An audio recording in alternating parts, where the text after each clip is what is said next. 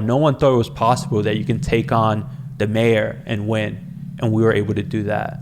And so we've been taking on all these little battles and never giving up, and giving people an opportunity to say, we can actually change the neighborhood we live in. We can, have our voices at the table. If not, we're going to push back. But you say some people come into politics or city council with good intentions, and somehow, because of their career or other reasons, once they get in, I guess their navigation journey gets rerouted, and they end up serving masters, in this sense, their interests. Mm-hmm. What's to stop you from becoming like that? Lucky Boys Podcast. When you're talking about Chinatown, Lower East Side, Little Italy, tourism brings so much money. Mm-hmm. This one area brings, when you have friends visiting you, they say, I want to go to Times Square, I want to go to Soho, I want to go to Chinatown. No one ever says, I want to go to, Kew Gardens, Queens, right? Or like Soundview, Bronx, right? Yeah. And so you have to understand that. Well, shout out to Soundview. My girlfriend's from there. So shout out to Kew Gardens. I used to live there too. So, yeah. But that's why I feel like we have to preserve this area. They come here for the unique character, the culture, the diversity, the lived experience. And so if you only allow real estate to drive our initiatives down here, that's going to be lost. And we already started seeing that, right? Like Essex Street Crossing, like all those buildings don't bring culture and character to Lower East Side. Not at all. If anything, it's an extension of Midtown. Right. And so our plan, our vision in the council is to pass a zoning policy similar to the East Village. The East Village has extremely protective zoning, no height limitation, really good protection for tenants. You don't hear about people being evicted from the East Village, right? Mm-hmm. But you hear about people being evicted downtown, and because we don't have that zoning in place. My cousins were displaced. I told you, I have a lot of people I went to school with who now live in Jersey, in far Brooklyn, because they can't no longer live here. So for me, it's like we already have a plan in place we can mimic. We could protect these people. We could keep the culture alive. And that's what I want to do. That sounds awesome.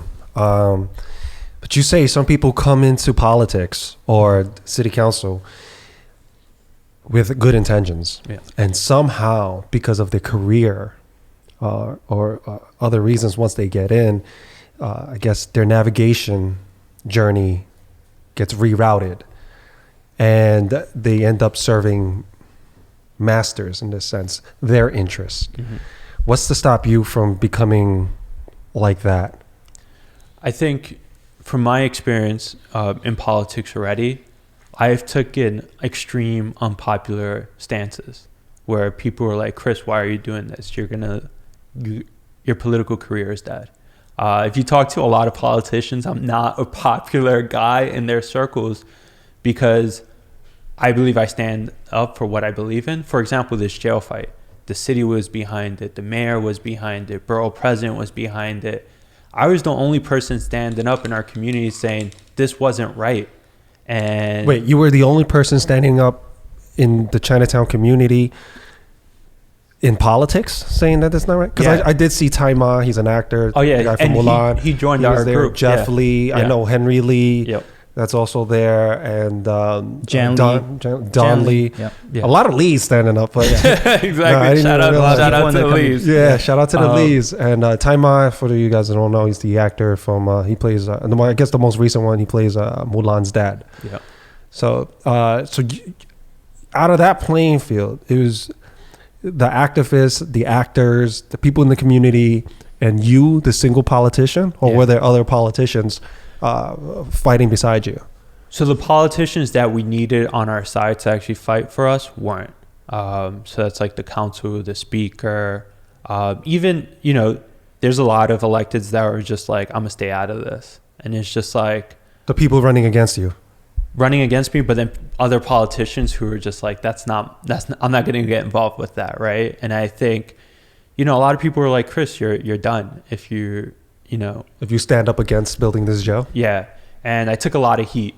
Lost a lot of relationships because people are like, Chris, what are you doing? Like, you're going against the mayor, you're going against the city, you're going against all these people who want to close Rikers Island. Like, literally, they gave a false narrative to people that said, if we don't do this, we can't do this. And I was like, no, that's not how it should be.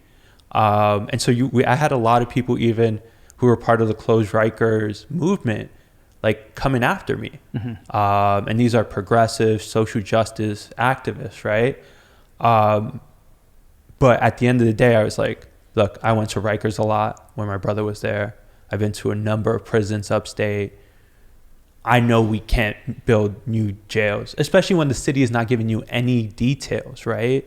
And I was like, you're just moving people from one cage to another. Like, you're not talking about the social programs that will go in there, like even building like hospital units with these like potential jails and prison. Like, for example, me and my brother co-wrote an op-ed last year where we were like, the city should follow the model that LA County did. They took $1 billion from Department of Correction and moved it to Department of Hospitals. So then they could create hospitals that can address some of the mental illness that's so prevalent in our incarceration That's system. huge. That's huge. I don't disagree with that at all. So how did you make it to, because I've spoken with people in this circle, mm-hmm. and they think you have a great chance of winning. Mm-hmm. They think you have a phenomenal chance of winning. In fact, you're probably the favorite going into this. And you can correct me if I'm wrong. How did that happen if you have all these people against you? Like, how did you do that? And it's because I've been an activist. When I ran in 2017 against our council member, lost by 200 votes, just 1% of the turnout. But we never stopped. A month after the primary, these tenants at 85 Bowery were being evicted by their slumlord. They called me right away. We went over. We organized the community to support them to 2 hunger strikes. So we had like 80-year-old Chinese grandmas outside of city agencies going on hunger strikes. And I stood with them all along the way. And we were finally able to get them back home. Like, in New York, you get evicted, you're probably not going back home. But after 9 months, they were finally able to return. The city wanted to build these 4 massive towers along the Two Bridges waterfront. We organized the community to file a lawsuit, and we stopped the construction. Same thing with the jail. No one thought it was possible that you can take on the mayor and win, and we were able to do that. And so we've been taking on all these little battles and never giving up and giving people an opportunity to say, we can actually change the neighborhood we live in. We can, have our voices at the table. If not, we're going to push back. And so I've been really busy in the past 3.5 years, really fighting for the community. And I feel like that's where my heart is, right? Like, especially when you see people getting involved that never gotten before because you took the time to tell them about what a community board is or what can a city council person do. And so that's why, when people are like, oh, Chris, what's going to happen when you get elected? Like, I'm still going to live in my neighborhood. My brother's still a small business owner here. Like, my friend runs LES, down the street. And this is where I want to live for the rest of my life. I was fortunate to travel abroad when I was young, but like, this is where I want to live. This is where I want to grow a family because I want to preserve this area. I want to preserve this neighborhood.